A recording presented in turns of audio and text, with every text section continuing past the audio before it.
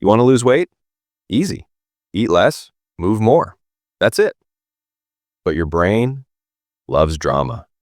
It thinks you need detox teas, Himalayan goat yoga, powders blessed by moonlight. You don't. You need rules. Rule 1, calorie deficit.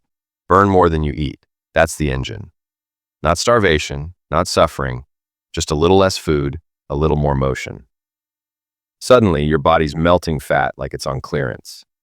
Rule 2, eat real food. Food with names you can pronounce.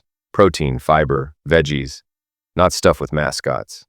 Not stuff with 37 ingredients. Chicken? Yes. Broccoli? Yes. Glow-in-the-dark cheese snacks? No. Rule 3, move. Walk. Lift. Wiggle. Run like someone's chasing you. Dance like you're dodging rent. Doesn't matter. Just move. You don't need perfect. You need consistent. Missed a salad? Who cares? Ate a donut? Still breathing. Try again.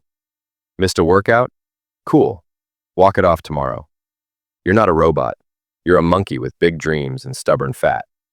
Forget hacks. Keto works. Fasting works. Mediterranean also works. Why? Because they help you eat less. That's the whole trick.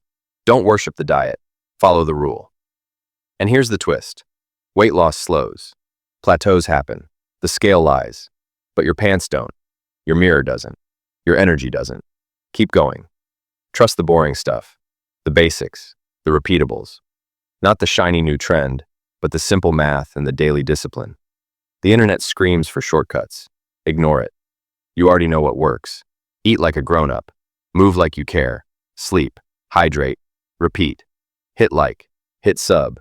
Then go throw out the junk food, take a walk, and prove to your future self that you didn't quit this time.